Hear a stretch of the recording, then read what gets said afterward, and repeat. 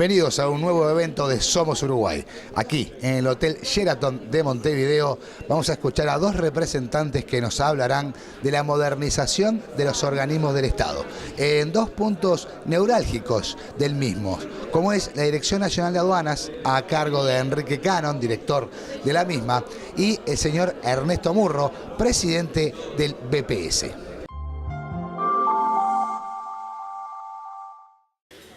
Es un gusto estar en este panel con Mario y con Ernesto. A Ernesto lo sentí en el comité de TIFA en Washington, cuando previa a la visita presidencial apabullar a cifras estadounidenses sobre la seguridad social en nuestro Uruguay. Y realmente apabullarlos hasta que se cayó la quijada. Y fue un orgullo estar con él y es nuevamente un orgullo estar este panel con él. Bien, solo no voy a resistir la tentación de decir, ayer recibí el informe de la evaluación final del consultor del programa de BID sobre el programa de modernización de aduanas. Es un español, es un economista y bueno, solo extraje este cuadro para que vean ustedes cómo ha variado y para Solás de Andrés Méndez, que está ahí riéndose, gerente de operativa aduanera. Cómo en Montevideo se han reducido los tiempos es solo un ejemplo, se han reducido los tiempos de desahogamiento. Y bueno, el cuadro me exime de mayores comentarios. Esto tiene mucho que ver con el trabajo en equipo, con un trabajo de mucho tiempo, y tiene también mucho que ver con algo que fue, como todas las novedades, no digo resistido, pero sí interrogado, interpelado, que es el nuevo procedimiento de verificación que instauramos apenas en julio. Y esto, que luego complementaré en otras presentaciones, no ahora, tiene que ver con, no solo tiene que ver con qué fenómeno la aduana despacha mucho más rápido, sino tiene que ver cuántos millones de dólares se ahorra el comercio exterior uruguayo y Uruguay todo por esta performance. Entramos en un nuevo proceso de construcción colectiva que en aduana ya hicimos en el 2010, que es el tema de la planificación estratégica. Y lo reiniciamos justo al terminar el periodo para que la planificación estratégica siga viviendo hacia adelante 2015-2020 y con una visión 2030 que ahora voy a pasar a detallar. Este es el borrador de nuestra nueva misión. Nuestra nueva misión simplemente cambia algunas cosas en relación a las viejas. Habla de velar por la seguridad de la sociedad uruguaya, su desarrollo económico, que debe ser apoyado por aduana, fiscalización eficiente y facilitación del comercio exterior y de pasajeros. No hay mucha novedad en esto, pero lo que viene sí. Digo borrador y proceso de construcción colectiva porque esto, la planificación estratégica de la Dirección Nacional de Aduana, la primera que hicimos en el 2010, y entiendan que la planificación estratégica, o quiero decirles más bien que la planificación estratégica es un proceso continuo, nunca va a terminar. Nuestra primera formulación requirió 13 talleres, como 3 giras por todas las administraciones de aduana del interior, y la participación de cerca de 300 funcionarios aduaneros. No es un invento del director nacional de aduana, ni siquiera de su equipo, muchos de los cuales están aquí. Es una construcción colectiva. Y la nueva, así será, simplemente estamos presentando a los funcionarios que van a intervenir en este proceso colectivo lo que es un borrador. Y este borrador de visión 2030 es igualmente osado que el anterior, pero más completo. Y hemos reformulado nuestra visión 2030 diciendo que en el 2030 queremos que la aduana sea sentida como protector de la sociedad. Queremos ser un referente de la comunidad de comercio exterior. Queremos tener una gestión pública efectiva al servicio del desarrollo económico del Uruguay. Y queremos, y aquí lo nuevo, que es un enorme desafío, no solo para nosotros, sino para todos los empresarios y agentes del comercio exterior. instaurar en el país una cultura de cumplimiento, así como lo hizo la Dirección General de Impositivos. La evasión fiscal estaba situada en tuarismos absolutamente menores relativamente a América Latina, y queremos que el conjunto de la sociedad uruguaya entienda de que el cumplimiento es la mejor vía para el desarrollo. Queremos estar conectados con el mundo tan activamente como sea posible, tecnológicamente, y que nuestros procesos sean tan virtuales y simplificados como los de la mejor aduana del mundo. Queremos una aduana modelo, ya lo habíamos dicho en nuestra visión anterior, y queremos servirnos de la innovación y dar asistencia técnica a otras aduanas. Y esto resume nuestra visión 2030. Queremos seguir diciendo con orgullo que somos aduaneros, servidores públicos profesionales, intransigentes con la corrupción y comprometidos con la razón y con el corazón, con el cumplimiento de nuestra misión, que fue la primera que esto es lo que le proponemos a los funcionarios, y seguramente cambiará, porque esto es un borrador y cambiará para mejor, estoy seguro. 2015-2020, la aduana tiene desafíos y oportunidades. Queremos dejar a la nueva administración este legado que los propios funcionarios harán suyo o modificarán. Vamos a iniciamos ya, un relevamiento, alineación con los objetivos estratégicos y optimización de los procesos aduaneros. Debíamos haberlo hecho en el 2010, no teníamos las capacidades ni la experiencia, y lo iniciamos ahora. Y empezamos por la administración de Carrasco y seguiremos por la administración de Montevideo. Esto quiere decir, ¿cuáles son los procesos fundamentales aduaneros que se dan en esas administraciones? Y cómo alinearlos con los objetivos estratégicos de la aduana, y además no solo eso, sino cómo optimizarlos. Estoy seguro, que hay muchos procesos que deben ser cambiados, que deben ser ayornados a lo que hemos hecho y a lo que el comercio internacional nos exige. De ahí va a surgir también un dimensionado de la Dirección Nacional de Aduanas. También debimos de haberlo hecho en el 2010. No pudimos, sinceramente no teníamos las capacidades ni siquiera externamente a la aduana. Pero ahora sí. Entonces, la eficiencia organizativa que el dimensionado va a conseguir está resumida en esta definición, que es la capacidad de la organización para disponer de sus diferentes recursos de forma que se consigan los resultados esperados. Es absolutamente sencillo, lo que es difícil es llevarlo a la práctica. Implica esto, integrar el modelo organizativo de la aduana, el organigrama para resumir, los procesos que vamos a relevar y optimizar y la gestión. Y luego, más llevado al piso, implica la descripción de cargos en cada una de las unidades de la Dirección Nacional de Aduana, la definición de perfiles, las cantidades y capacidades requeridas también en cada una de las unidades, los próximos llamados para integrarse al cuadro de la Dirección Nacional de Aduana, los ingresos, los procesos de selección, la inducción y la capacitación. Y esto recién va a suceder en 2016. Elaboración del presupuesto estratégico que va a conducir la contadora María Luisa Suárez, que anda por ahí. En esta Administración General, que conducirá desde ya un equipo lo está haciendo ya, un equipo de trabajo que recabará información de los gerentes de área, asesorías y planificación estratégica para dejar establecido desde ya cuál va a ser el presupuesto de aduana en el próximo periodo, en función de los planes estratégicos definidos por cada una de las áreas y en función también de la planificación estratégica que estamos haciendo. También comenzamos con la estructura de la Dirección Nacional de Aduana y el decreto de incentivo por desempeño, un nuevo estilo de gerenciamiento y de gestión de cambio. Resistencia hay aún al cambio, a la modernización de la aduana, aunque llevada a su mínima expresión.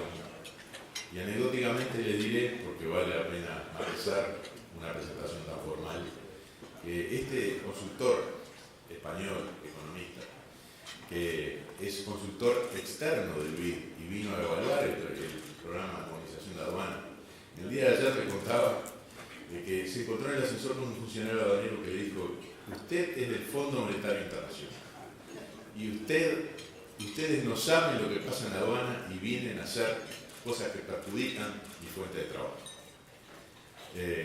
Y esto es absolutamente anecdótico. El señor le respondió con mucho temple y le dijo: ¿y a usted qué le importa quién soy yo?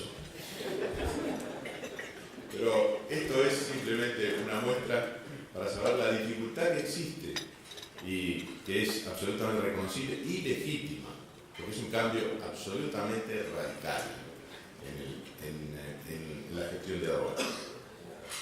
La gestión del cambio debe seguir, es cierto, simultáneamente con la anécdota que refleja la resistencia, lo cual no tengo empacho a reconocer, y es también en decirles que es mínima.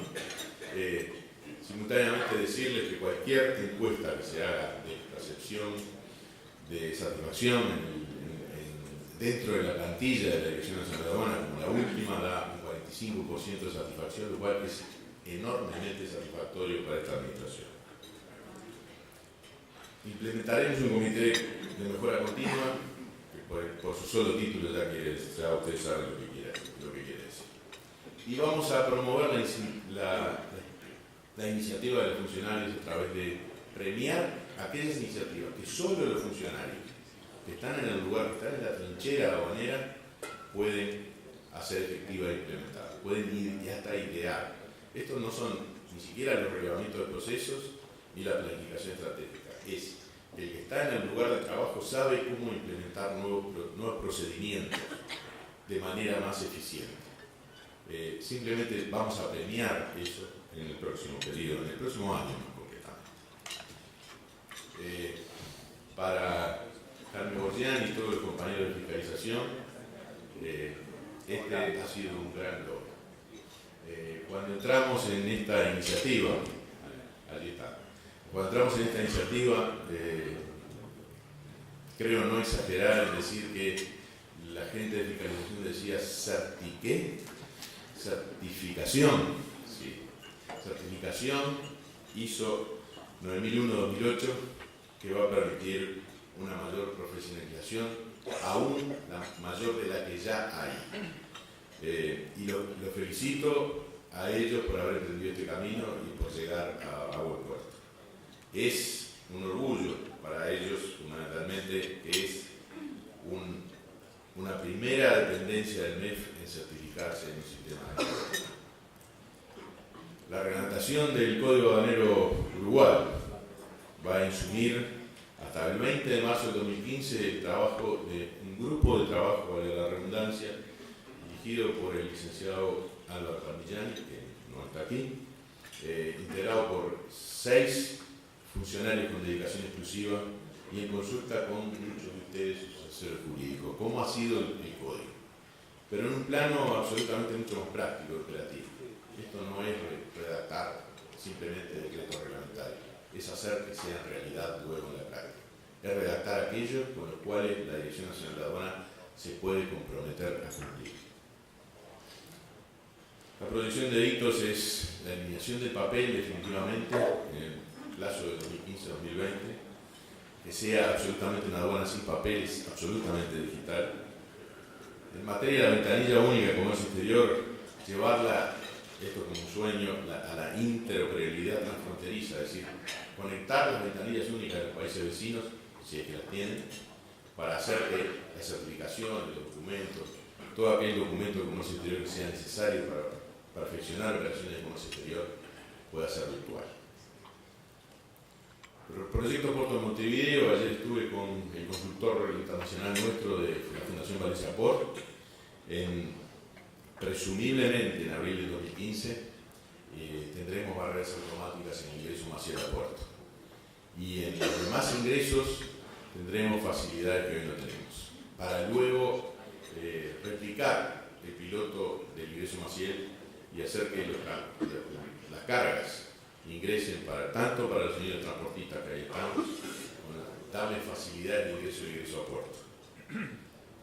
El Centro Nacional de Verificación Aduanera, una iniciativa conjunta entre la Administración Nacional de Puertos, la Intendencia Municipal de Montevideo y la Dirección Nacional de Aduana, empezará a ser una realidad en junio del 2015 con el comienzo de sus obras.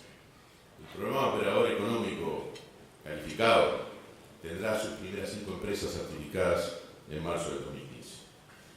Oportunidades que van a surgir para la aduana y para el comercio exterior. La primera, empezamos a disputar con la firma del acuerdo marco con los Estados Unidos, con la aduana de Estados Unidos. Ahí está el canciller Almagro con el comisionado de la aduana de Estados Unidos firmándolo en Washington en mayo del 2014. Esto nos da pie para seguir avanzando en acuerdos de asistencia mutua aduanera que son simplemente marcos, pero que van a dar la posibilidad de que la aduana sea como una cabeza de puente para el comercio exterior uruguayo y llegue con mayor facilidad la mercadería, los servicios uruguayos a otros mercados de destino. Acuerdos iniciados son estos, y luego también un sueño que es la exportación de servicios aduaneros y la asistencia técnica que esta aduana uruguaya está en condiciones ya de brindar a otras aduanas de América. Estamos presentando el sistema Lucía, nuestro sistema informático aduanero, a estos países. Hasta ayer eran 6, se integró Panamá, países que tienen dificultades con sus sistemas informáticos y la aduana uruguaya les puede auxiliar donándoles y además asistiéndoles técnicamente en materia informática. Implementaremos en 2015 un sistema nacional de denuncias. Ya hemos firmado 11 memorandos de entendimiento con distintas cámaras en materia de transparencia, ética y combate a la corrupción. Sistema Nacional de Denuncias quiere decir que cada quien sepa a dónde dirigirse y qué es lo que hacer frente a una denuncia, dicho obviamente en forma sencilla. Y el precinto electrónico también constituye una oportunidad. Ayer festejamos el 100% de las cargas en tránsito por el Uruguay, tanto en Lonada como en contenerizadas, presentadas electrónicamente en octubre del 2014. Y el futuro para la aduana uruguaya también y para el sector privado uruguayo es el precinto electrónico regional. El precinto electrónico tiene Argentina en algunos de sus tramos, no tiene todavía Brasil y va a tener Paraguay. Obviamente se va a formar un mercado regional y hay una gran oportunidad, la aduana no va a estar ausente y es más, lo estamos promoviendo. Una gestión de riesgo que hemos iniciado ya en este periodo más profesionalizada y de alta calidad a través de distintas consultorías, con el eslogan de controlar menos y controlar mejor, que muy exitosamente ha obtenido resultados que no voy a mostrar ahora, pero que son promisorios. Comprendiendo los 3 momentos de control y algo que no puede estar ausente en el próximo periodo, que es el Grupo de Respuesta Inteligencia Aduanera GRIA, que ha sido altamente exitoso en este periodo. 179 procesados, 16 operaciones contra el gran contrabando y dentro de los procesados, aún con dolor, funcionarios públicos que no se atienen a lo que es lo que tienen que realmente hacer.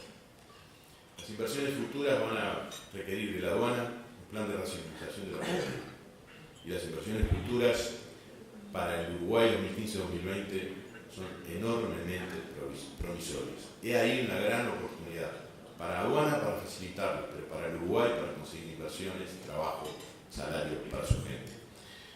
Muchas gracias.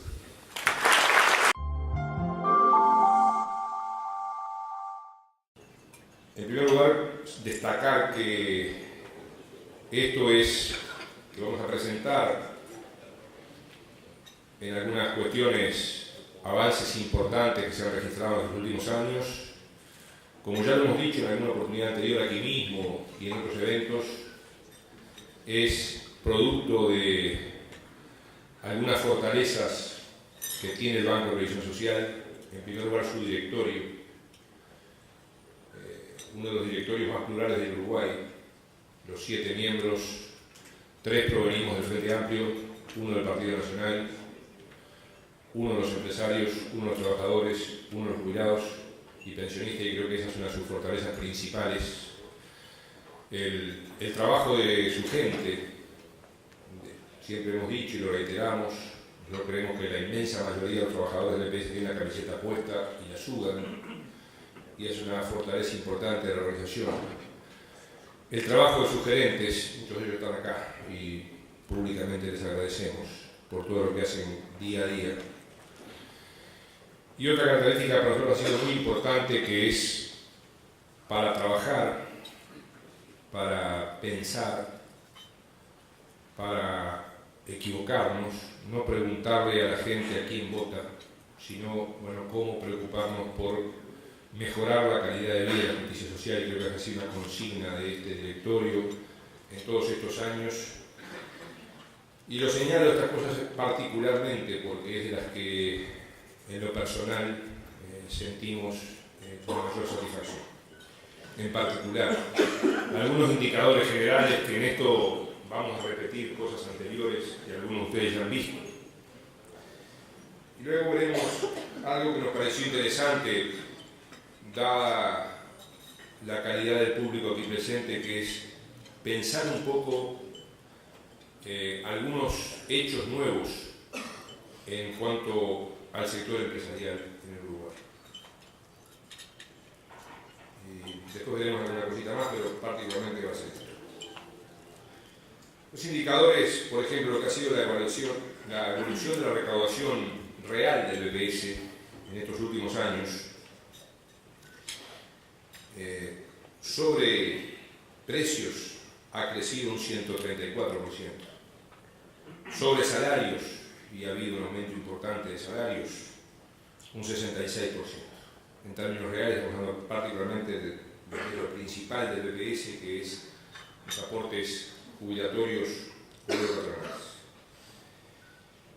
Este es otro aspecto que destacamos, el crecimiento de los cotizantes, y hacemos hincapié en el caso de los jóvenes, porque es un sector normalmente de alta informalidad, lo sigue siendo, pero esos son los sectores, en particular los menores de 29 años, donde más estamos creciendo en la afiliación. Pero si vamos a las empresas y comparamos, en todos los tamaños de empresas hay un crecimiento en estos últimos 10 años. En el caso de las unipersonales, de 54.000 a 84.000, las micro, hasta 4 ocupados, un crecimiento de 69 a 78.000, las pequeñas, de 5 a 19, de 17.000 a casi 27.000, las medianas, de 3.000 a 5.600, y las grandes, de 500 a más de 900. Si esto lo miramos por departamento, vemos que hemos crecido, estamos hablando de las empresas con domicilio fiscal, porque después hay empresas que tienen domicilio fiscal, por ejemplo en Montevideo, y trabajan en todo el país, con domicilio fiscal en los departamentos. Hemos crecido un 36% a nivel nacional en la cantidad de empresas. Acá no están incluidas los empleadores de trabajo doméstico. Se ha crecido en todos los departamentos, en ese 36% promedio, con algunos destaques como es departamentos como Maldonado, donde hemos crecido un 56%, o en el caso donde se ha crecido menos, que es en el departamento de La Valleja, de menos del 6%. Pero esto es muy importante, que tengamos todo ese crecimiento por departamento. Si miramos por sector de actividad económica, clasificado por el SIU, también se ha crecido en casi todos los sectores de actividad económica. La excepción que marcaríamos, hay un leve descenso de menos del 3% en el sector rural, particularmente expresado por el proceso de concentración de la propiedad que se registra. Pero en todos los demás sectores, allí hay un sector que es minoritario, estamos hablando de un decrecimiento del 33%, un sector minoritario que es el suministro de agua, alcantarillado y saneamiento, estamos hablando de algunos centenares de empresas, pero en todos los grandes sectores hay un crecimiento también del registro en la seguridad social de las empresas cotizantes del sector privado. Y este es un tema que también nos importa señalar, porque muchas veces se ha hablado del afán recaudador. Si miramos la evolución de las tasas de aporte patronal históricamente en los últimos 20 años, estamos en la tasa de aporte patronal jubilatorio más bajo de la historia del BPS. En el sector rural debe tener una baja muy importante por exoneraciones que se practicaron durante particularmente la crisis del 2002, pero también estamos por debajo de lo que era esa tasa hace 20 años. O sea, en ese sentido, a esto, si lo medimos, en cambio, en montos constantes de recaudación, vemos que en el caso del industria y comercio, que es el sector más importante del país, como todos ustedes saben, pese a tener la tasa más baja, estamos en el momento más alto en valores constantes de la recaudación de la seguridad social. Por tanto, con la tasa más baja se logra, en el caso de industria y comercio, el mejor momento de recaudación en valores constantes medidos en dólares promedio del año 2013. En el sector rural,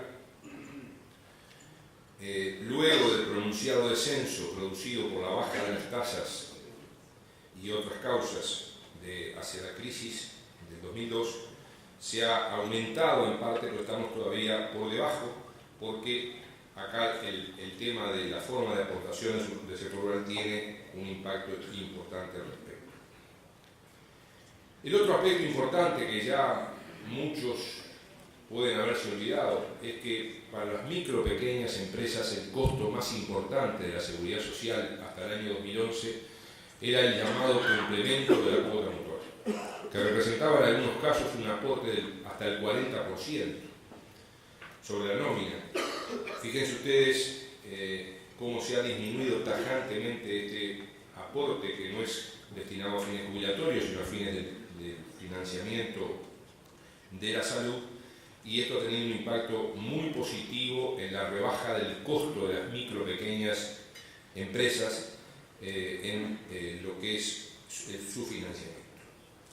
Pero también se han producido en este periodo algunas rebajas específicas, como son, por ejemplo, la rebaja del 50% del aporte patronal jubilatorio a 10.000 productores rurales familiares, esto ocurre del año 2009, o la muy reciente de este año, que al 85% de los empleadores de trabajadoras domésticas, por el simple cruce de información que hicimos en coordinación con el Banco de Seguros, se le rebaja el costo de la prima de accidentes de trabajo. Y luego hay algunas otras cuestiones que pueden ser menores, pero importantes desde el punto de vista de la gestión, que es lo que se verifica con los pagos de los certificados tributarios al BPS, en particular el relativo a los emolientes. Queríamos destacar esto, porque Uruguay también ha tenido otros momentos de crecimiento económico. Y no siempre en otros momentos de crecimiento económico se ha aprovechado para implementar este tipo de medidas que queríamos especialmente destacar. Algunas reflexiones hasta este momento. En primer lugar, estamos hablando, como señalábamos, de los aportes jubilatorios patronales más bajos de la historia del BPS en el año 2007, en general. Estamos hablando del país que tiene los aportes jubilatorios patronales más bajos del Mercosur y de los BRICS. Entre los países del Mercosur estamos hablando de entre 14 y 20% de aporte patronal jubilatorio, y lo mismo sucede en lo que significan países como Rusia o como China. Estamos hablando de la reducción que señalábamos del denominado complemento de cuota mutual, y a su vez para las unipersonales que tienen otra actividad, la rebaja se produjo en su momento en la marcha del proceso del sistema de salud. Y la gradualidad creada para la creación de nuevas micro y pequeñas empresas en dicho aporte a partir del 2009.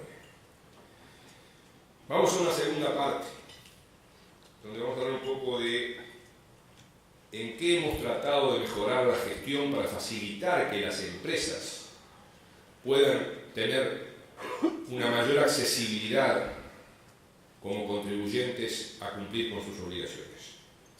El BPS tiene ya una experiencia en los planes estratégicos quinquenales que aprueba su directorio, en los planes anuales, en las metas semestrales, los presupuestos anuales, el reconocimiento que hemos recibido del Tribunal de Cuentas por la forma de elaborar nuestros balances, el convenio que hemos realizado con la Junta de Transparencia a los efectos de mejorar todos los aspectos de capacitación en la ética pública, y las memorias y balances anuales que periódicamente presentamos.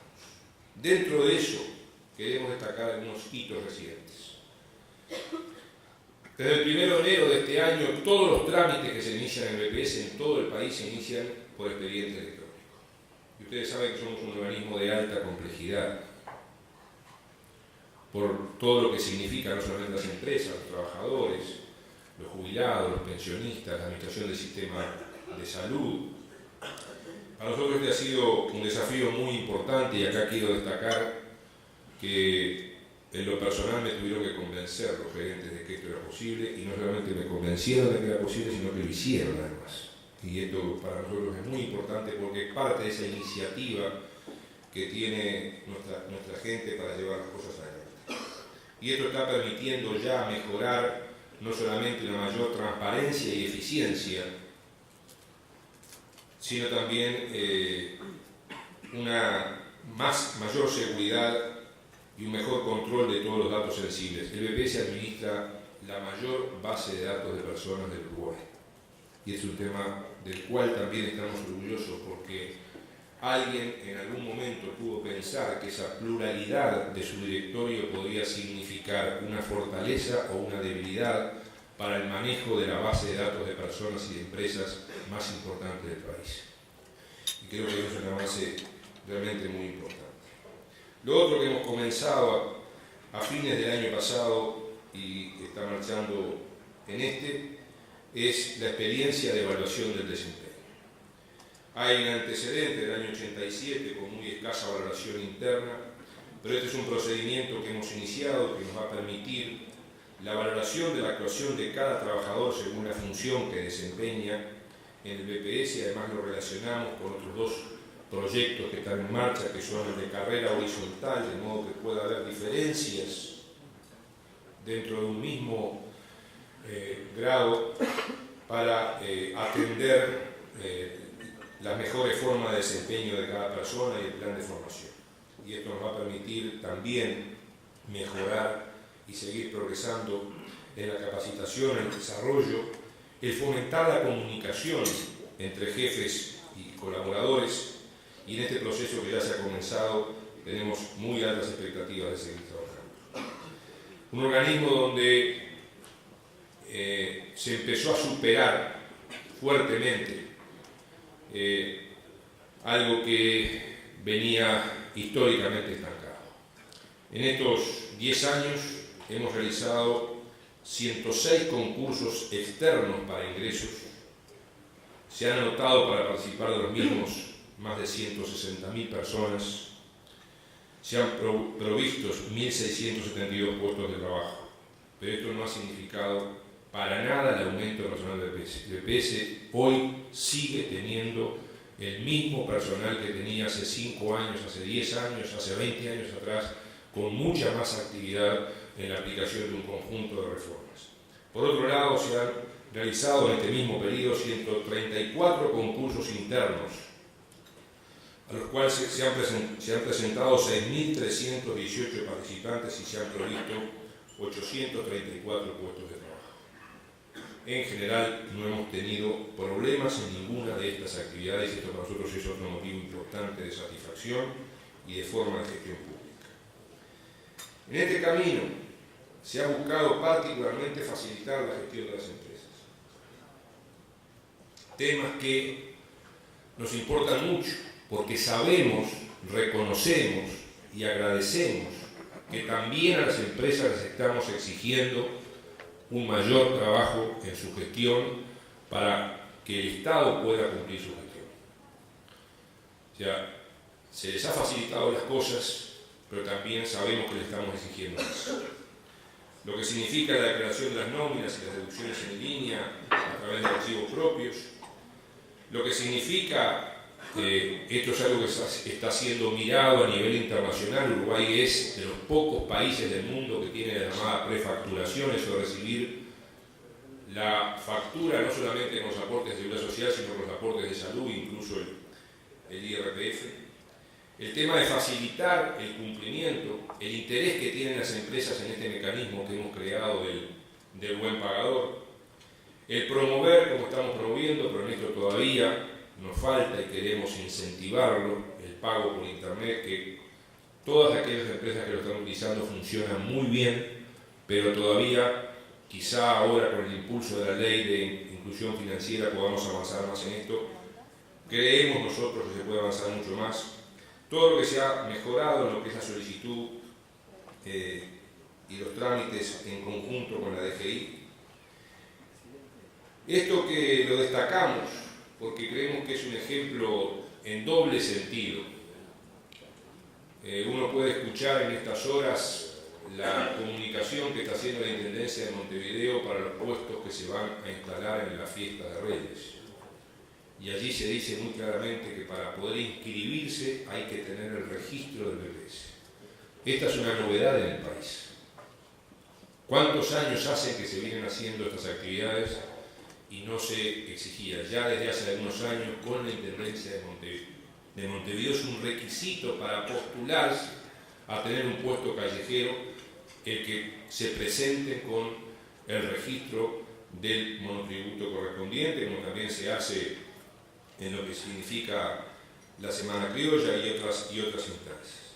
Todo lo que ha significado el trabajo de anticipos y declaración jurada de servicios personales, en particular de unipersonales y profesionales, todo lo que se ha avanzado en la solicitud y emisión de los certificados y en la verificación de su validez y renovación automática, lo que ha significado la incorporación o facturación mensual de los saldos de distintos conceptos, la extensión de la opción del débito bancario. Hoy las empresas pueden hacer consultas por web directamente sobre toda la información de su empresa en forma que se ha mejorado sustantivamente. La creación allí del registro Mis Aportes Empresa o el simulador de cálculos son ventajas que se han ido incorporando recientemente y que buscamos que sigan facilitando la gestión de las empresas. Los nuevos canales que se han creado para servicios y consultas, como el Text to Voice, el aplicativo reciente para la gestión de trabajadoras domésticas, lo que venimos desarrollando y que creemos que tiene una potencialidad importante hacia adelante, que es el QR, los mecanismos de consulta remota, los mecanismos de atención presencial con cita previa, algo que era muy reclamado por el sector empresarial y que ha significado un ahorro de tiempo y de gestión importante. Y junto a eso, el directorio del BPS unánimemente ha sido principal promotor, no de amnistías ni de perdones, sino sí de facilitar el pago de deudas. Las leyes del año 2006, particularmente la 17.963, ha significado ni más ni menos que se ampararan más de 50.000 empresas a esta ley y que más de 350.000 trabajadores de esas empresas recuperaran total o parcialmente derechos que habían perdido. Eso lo hemos continuado en particular con la reciente ley 19.185 y en particular con la aplicada para los sectores deportivos profesionales, y esto creemos que sin duda, como con las particularidades que tiene la ley reciente, la 19.185, que atiende particularmente a la micro y pequeña empresa, a las organizaciones no gubernamentales, a las instituciones sin fines de lucro, esos sectores que antes tenían la cultura de no pagar. Les habían enseñado la cultura de que no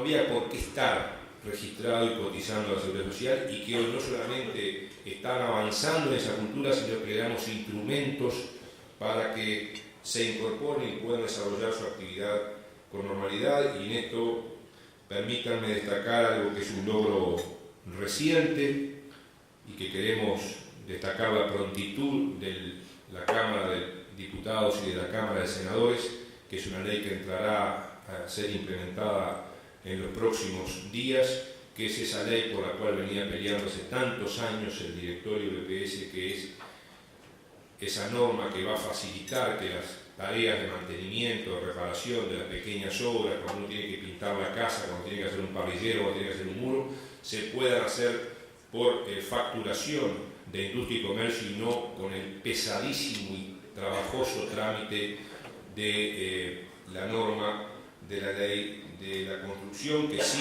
es muy importante y muy válida para lo que significan las nuevas construcciones, los edificios, etc.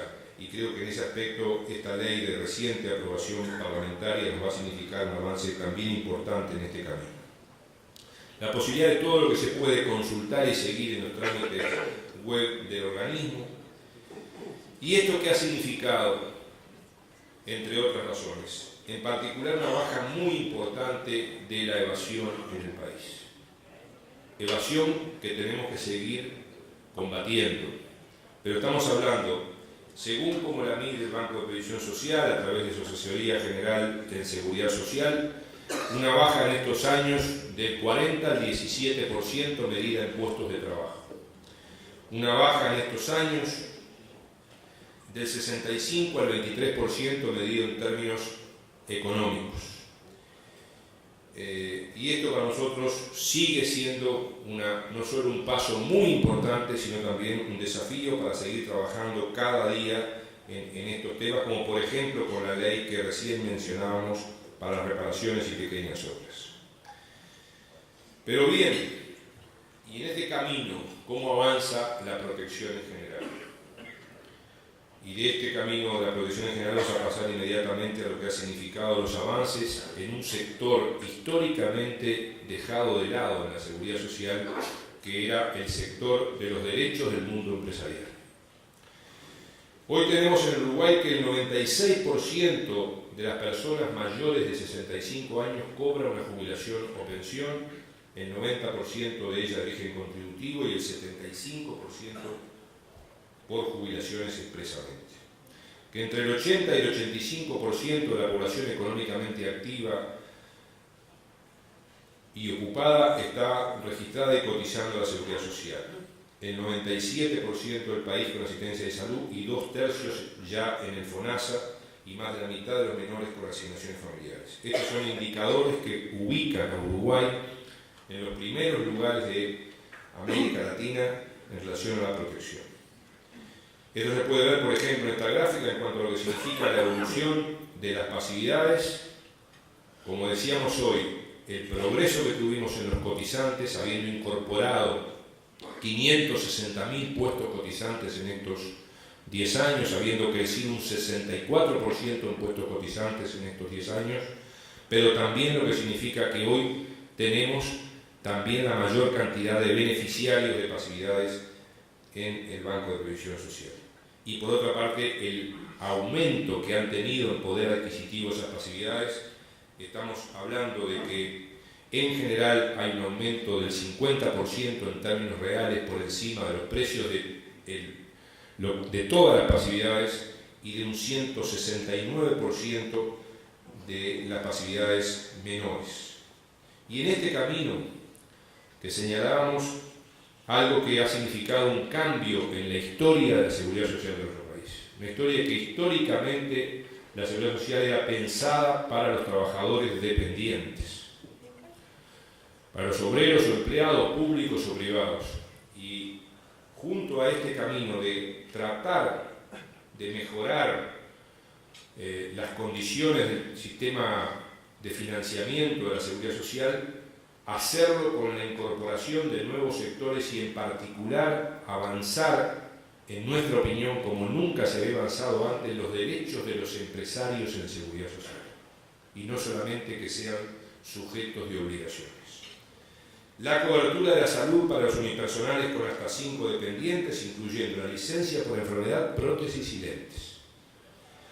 La licencia por maternidad y paternidad para empresarios en general con hasta 1 dependiente, una ley de reciente aprobación de noviembre de 2013. El aumento especial de pasividades mínimas que entre otros sectores beneficia particularmente, vamos a ver algunos ejemplos, al pequeño empresario. La flexibilidad del acceso a las jubilaciones, que también es una norma general, pero que también beneficia en particular al micro y pequeño empresario, y el derecho al seguro de salud para los jubilados, que también ha sido otra inclusión importante. Por ejemplo, en maternidad y paternidad ya hoy tenemos por primera vez estos empresarios con hasta un dependiente con 588 licencias por maternidad y 143 por paternidad. Son números muy chicos, pero son los primeros números que empiezan a marcar las posibilidades de que este sector también tiene que acceder a ello. Lo que ha significado la reforma del sistema de salud. Casi 10.000 monotributistas con casi 7.000 hijos y casi 3.000 cónyuges hoy han optado por tener derecho al FONASA en el seguro de salud. Esto está significando una tercera parte del total de los monotributistas registrados y casi más del 40% de los monotributistas que aportan habitualmente.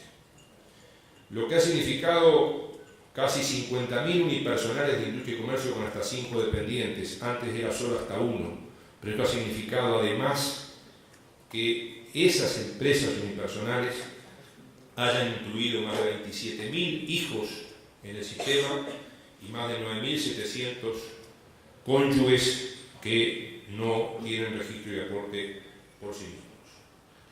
Lo que significa el derecho a la salud de los productores rurales, 2/3 de ellos pagando una cuota reducida, una cuota bonificada, que al mismo tiempo han incorporado casi 17.000 hijos y más de 10.000 cónyuges. Creemos que estos son avances que indican que es posible, que se puede, que hay que seguir caminando por este camino para que el sector empresarial no solamente sea sujeto de obligaciones, sino también sea sujeto de derechos en esta construcción progresiva del sistema de protección social en el Uruguay. Podemos hablar, por ejemplo, de lo que significa la solidaridad. Y acá quería detenerme en particular en cómo hay una solidaridad hacia los micro y pequeños empresarios. Estos son números actuales y muchos podemos coincidir en que los 7.048 pesos son insuficientes. Pero esta es una cuenta matemática escolar. Con esos aportes se obtienen estas jubilaciones. O sea, con un aporte jubilatorio de 3.384 pesos, que es el mínimo de industria y comercio, una pareja, un matrimonio de almaceneros puede jubilarse cada uno con 7.000 pesos. Y en el caso de un rural, el aporte es menor y también estamos hablando con los 5.000 pesos. Creo que esto es parte de lo que puede dar el sistema de protección social que Uruguay viene desarrollando. Acercándonos ya a la última parte, creo que ha sido importante también la política que ha desarrollado el Banco de Previsión Social y su directorio de generar convenios de cooperación con las cámaras empresariales. Veo que algunos se quedaron comentando lo anterior.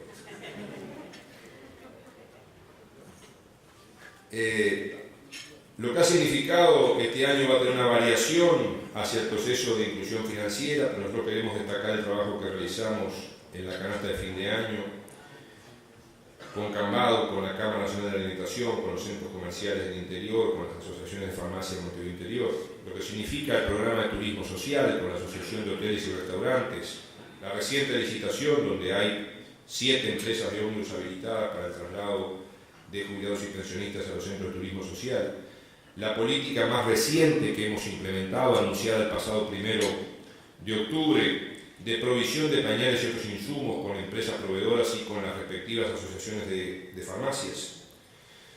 El proyecto piloto de teleasistencia que venimos desarrollando desde fines del año pasado con la cooperación de la Cámara de Emergencias Móviles. Muchas de estas instituciones que estamos mencionando están aquí presentes, pero destacamos esto porque en algunos casos estamos hablando de convenios, en otros casos estamos hablando de contratos, en otros casos estamos hablando de experiencias de responsabilidad social y empresarial.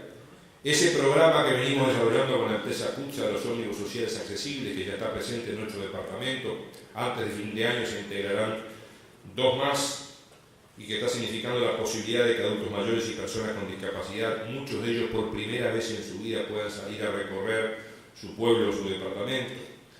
El programa de asistentes personales, en esta semana se concretaba algo que destacamos para este decreto reciente de fines de julio, el apoyo de la Cámara de Servicios de Acompañantes, o las campañas de sensibilización que hemos venido realizando con la Cámara Nacional de la Alimentación y con la Cámara de Fabricantes de Pasta en relación a lo que significa la violencia doméstica o el maltrato a los adultos mayores. Junto a eso, el BPS es un organismo nacional con mucha interrelación con la sociedad uruguaya. Cada director del BPS recorre el país muchas veces todas las semanas, y eso nos llevó a pensar qué hacíamos con un caudal impresionante que teníamos de edificios y de bienes que recibimos en el 2005. Tenemos la satisfacción que en estos 10 años estamos culminando la racionalización del uso de los bienes públicos, donde esto implicó un trabajo muy importante de toda la gente nuestra que trabaja con ello, pero al mismo tiempo significa un proceso de racionalización y de mejor uso coordinado para el Estado. Fíjense ustedes esos datos que ponemos por allí, que el EPS tiene 62 locales propios de uso exclusivo, pero tiene al mismo tiempo otros 34 locales propios compartidos con otros organismos y otros 56 cedidos en comodato de arrendamiento. Mucho de esto se ha hecho en estos últimos años, tratando de regularizar y normalizar situaciones muy complejas que teníamos. Locales muy mal usados, abandonados. En Juan Lacase, el principal restaurante de Juan Lacase era un local del BPS, donde además por las dudas el BPS pagaba el agua y la luz, y casualmente el restaurante tenía todo eléctrico. Estas son las cosas que tuvimos que ver, o lo que significa cómo coordinar con la gente de llegar a los pequeños poblados, y esto fue parte del proceso que hicimos, por ejemplo, con las empresas públicas o con los centros de atención ciudadana, y por otro lado, lo que ha significado el proceso de unificación, o sea, que en cada ciudad del país haya una sola oficina y no 2 o 3 como habían antes, donde la gente tenía que ir de un lugar a otro dentro del mismo BPS para hacer sus cosas. Y eso estamos culminando este proceso el próximo 2015 con oficinas como de muy buena calidad, como la que inauguramos recientemente en Rocha, o la que estaremos inaugurando próximamente en Minas y culminando, como señalamos, en 2015 en Artigas y Tacuarembó. Esto ha significado también en la descentralización la posibilidad de que cada contribuyente elija dónde paga y cómo paga, o que cada persona, cada beneficiario elija dónde quiere cobrar. Hoy en más de 1000 lugares, pero además con estas novedades que hemos instaurado recientemente, que es estas posibilidades que simplemente presentando la cédula de identidad vigente, como se aplicó para el caso de la devolución FONASA, donde ya han cobrado 112.000 personas de las 118.000 habilitadas, presentando simplemente la cédula de identidad en cualquier local de agente de pagos, se podía cobrar independientemente de donde uno cobrara habitualmente. Por último, quiero destacar algunos hechos que, sumándome a lo que señalaba nuestro amigo Enrique Cannon, es el interés internacional que está despertando el Uruguay, su sistema de protección social y el BPS. Esto también es un producto nacional, colectivo, de esas cuestiones que en nuestra opinión, decíamos al principio, son las fortalezas que tiene nuestra organización. Están viniendo antes de fin de año 2 misiones de Estados Unidos, del gobierno de Estados Unidos al Uruguay. Una de ellas para ver el sistema de relaciones laborales, el proceso de formalización que ha tenido la economía y en particular la seguridad social, y el caso del trabajo doméstico. Y otra misión, esta noticia la tuvimos esta semana, para nosotros es un hecho muy importante para iniciar formalmente las negociaciones para concretar un acuerdo bilateral de seguridad social entre Estados Unidos y Uruguay, algo que Uruguay venía peleando hace 40 años y que ahora, gracias a las decisiones políticas de los presidentes Obama y Mujica y las gestiones de ambas cancillerías, se concreta. Y que yo creo que esto va a ser bueno no solamente para los 50.000 uruguayos que viven allá, sino para los que ya vivieron y trabajaron allá, y para los 5.000 estadounidenses que viven acá, sino que también va a ser bueno para las empresas uruguayas y para el desarrollo del país, que profundicemos este aspecto. Lo que ha significado el interés de España en nuestra forma y nuestro sistema de recaudación. Estamos invitados por el gobierno de Chile a participar, ya estuvimos en julio, en el próximo diciembre, en asesoramiento a los procesos de reforma del sistema de jubilaciones y pensiones en Chile y de la gestión de ese sistema. Hemos tenido este año 3 misiones de Colombia y podríamos seguir detallando. Creemos que esto es algo de que todos los uruguayos, independientemente de lo que pensemos, debiéramos estar orgullosos de que nuestro pequeño paisito en el mundo sea mirado por estas importantes organizaciones y países para estas cuestiones. Muchísimas gracias.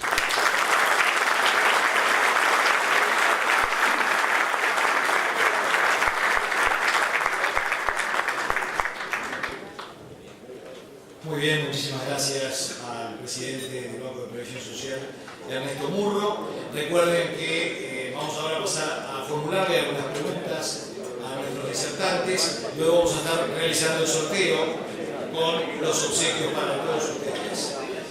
Vamos con las preguntas, ya que no tenemos mucho tiempo. Una pregunta para el director nacional de aduanas. Estos proyectos trascienden o superan este periodo de gobierno, varios de los proyectos que usted desarrolló. ¿Su ejecución depende de quién gane las elecciones o esto ya está consensuado y conversado por los distintos partidos políticos?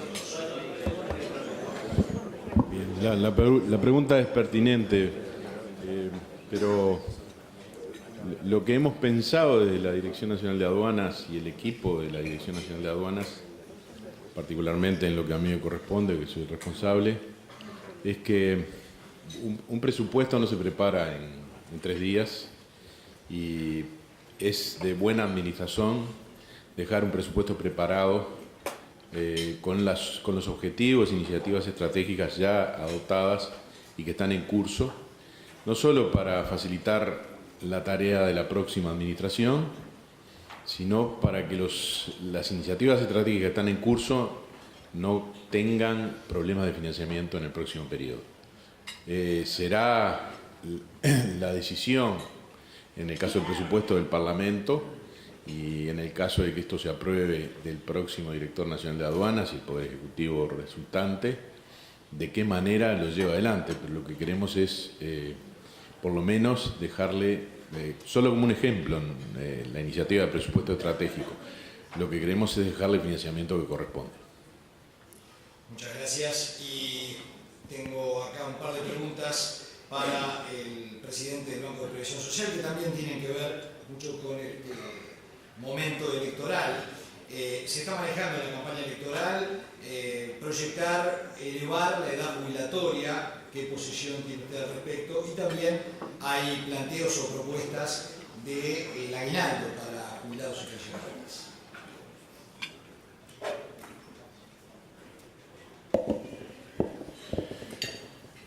Bien, agradezco las 2 preguntas. Creo que es bueno aprovechar para conversar estas cuestiones. En primer lugar, creo que hay que partir de cuál es la realidad que tenemos para ver cómo transformamos esa realidad. Por lo menos yo creo que este es uno de los objetivos de nuestra vida, es la transformación de la realidad, en nuestro caso, hacia lo que significa la mejora de la calidad de vida, la justicia social. Yo creo que es un error, no solamente técnico, hablar solamente de la edad de retiro.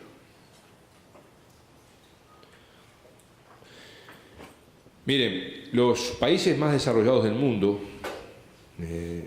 la información está disponible, a quien le interese, posteriormente se la podemos acercar, país de la OCDE, de la OCDE. En estos últimos 20 años, estoy tomando el periodo 1970 a 2010, hay un estudio de la propia OCDE,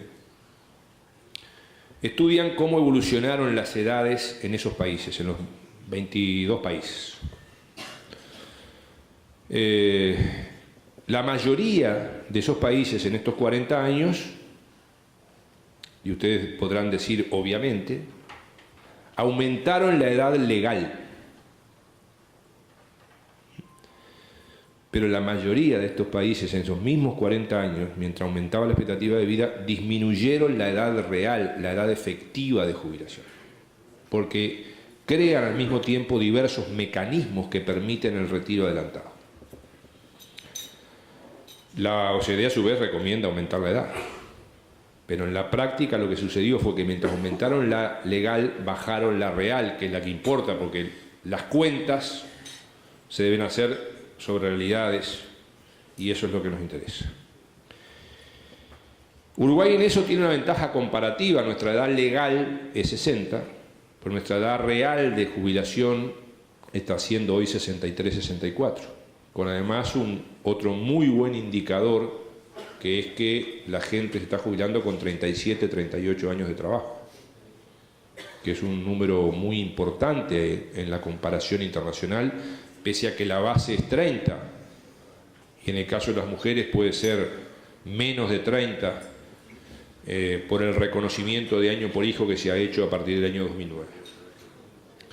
Pero además hay que ver que en algunos países, cuando se eleva la edad legal, hay que ver con cuál es la tasa de sustitución o de reemplazo, o sea, con cuánto se jubila la gente en relación al salario en la actividad. Que muchas veces esto en los subtítulos no aparece. Uruguay está teniendo hoy promedialmente, en la realidad, una tasa de sustitución del orden del 70%. Depende. Ustedes veían, por ejemplo, la alta tasa de sustitución que tenemos en algunos sectores y en otros no. Las tasas de reemplazo o sustitución en Uruguay son comparativamente, podríamos decir que bajas, y ese es un tema que va a haber que discutir, es un tema de alto impacto financiero. Pero además, en nuestra opinión, esto hay que analizarlo en conjunto con otros factores. Por ejemplo, no es lo mismo si uno se jubila y tiene acceso a la salud que si no tiene. No es lo mismo si uno se jubila y tiene acceso a un sistema de cuidados que si no tiene. Porque estos son cambios sustantivos. O sea, por ejemplo, hoy, un jubilado, que pongamos el tema de la jubilación promedio, que está en el orden de los 14.000 pesos. Bueno, ese jubilado aporta el 4,5% para tener el acceso a la salud, para tener mutualista, digamos. Estamos hablando de unos 700 pesos. No es lo mismo si tiene eso que si tiene que pagar 1.700 pesos de su bolsillo. No es lo mismo si vamos a tener un sistema de cuidados o no vamos a tener un sistema de cuidados que contemple esta situación. Y no es lo mismo si eso se complementa con otros aspectos.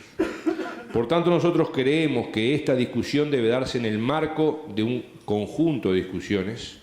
Creemos que el Uruguay ha creado en estos últimos años un mecanismo idóneo que hay que mejorar, pero que es un mecanismo muy idóneo, que es el diálogo nacional en seguridad social, que ha funcionado y que, entre otras cosas, ha creado algunas leyes importantes, como la de flexibilidad del acceso a las jubilaciones y flexibilidad de acceso al seguro de paro del 2009, y que ese mecanismo, en nuestra opinión, debe ser un mecanismo permanente, el del diálogo nacional de seguridad social, para seguir pensando periódicamente en reformas progresivas al sistema.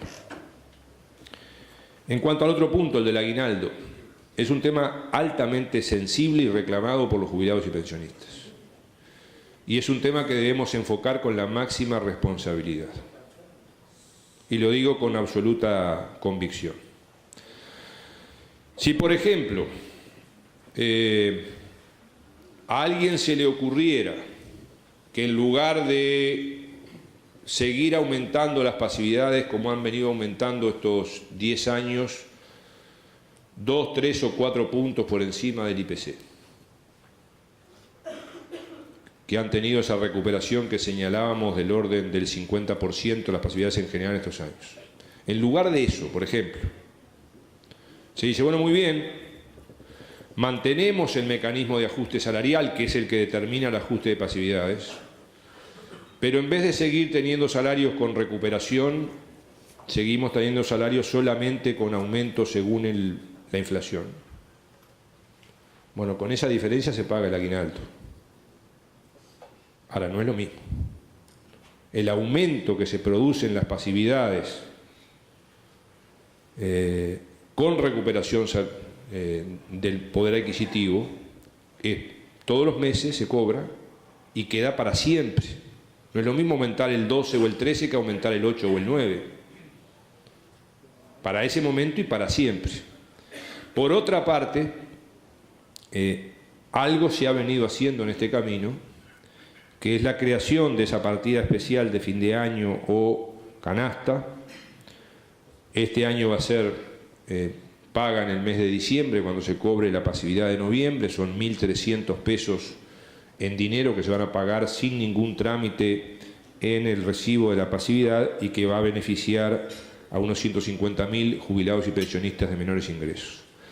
Pero todo esto, reitero, creo que debe ser objeto de análisis rigurosos y científicos y con la búsqueda del diálogo social y no con cuestiones que puedan plantearse en determinadas coyunturas sin los debidos estudios, porque muchas veces hay cosas que se plantean y después al otro día nos tenemos que preocupar por cuáles son las formas del financiamiento respectivo y sobre dónde recae. Por eso nosotros al principio de nuestra exposición hoy hacíamos con expresa intención destacar cómo fue posible con la menor tasa de aportes patronales jubilatorios tener la mejor recaudación de la historia del EPS. Eso fue posible fundamentalmente por la mejora de los puestos cotizantes y por la mejora de los salarios de los cotizantes y por la muy buena conducta contributiva que ha venido mejorando del sector empresarial en Uruguay, cambiando desde una cultura de la evasión hacia una cultura de la inclusión social, y creemos que este es el camino que hay que seguir. Muchas gracias, Ernesto Murro. Vamos con las dos últimas preguntas, una de ellas para el Director Nacional de Aduanas. Bueno, en los últimos tiempos se aprobó a nivel parlamentario el Código Aduanero. La pregunta apunta a qué dificultades puede presentar la implementación en el periodo de transición. Bien, la dificultad mayor radica en que el Código Aduanero es otro cambio radical en la normativa uruguaya y además sienta bases absolutamente señeras en el plano internacional. Comprenderán que esto, con los mismos recursos, tanto humanos, materiales como físicos y financieros, presenta de por sí una dificultad. La segunda dificultad es 180 días parecen extensos, pero aprobado en septiembre como fue, y el vencimiento de los 180 días, como dije en mi presentación, es el 20 de marzo del 2015, verano de por medio. Esto implica un paso redoblado para la elaboración público-privada del decreto reglamentario correspondiente. Y como tercer elemento, digo, para complementar el primero, digo que lo que dije en mi presentación, un decreto reglamentario no es lo mismo que una ley. Una ley es mucho menos específica, ustedes comprenderán. Y lo que debe asegurar el decreto reglamentario no es una fina redacción de cada uno de sus artículos, sino que esa fina redacción de cada uno de sus artículos después sea cumplimentada en la realidad. Y eso hay que hacerlo con los mismos recursos, reitero lo primero, que tenemos hoy, porque hasta el 2016, en el caso de los ingresos, y hasta el 2015, en el caso del presupuesto, no estará aprobado el presupuesto y por lo tanto los ingresos eventuales, posibles, necesarios además, a la Dirección Nacional de Aduanas. Entonces, cada uno de los nuevos institutos, cada una de las nuevas herramientas que nos dimos a través del Código Aduanero, que saludo, que es bienvenido, tiene que estar cuidadosamente sopesado para que luego pueda ser llevado a la práctica. Así es el compromiso de la Dirección Nacional de Aduanas, del grupo de trabajo, y así es el compromiso, descuento desde ya, de la colaboración del sector privado, tal como hicimos para redactar el Código Aduanero. Muchas gracias, Canon. Bueno, esta última pregunta para Ernesto Murro, presidente del BPS.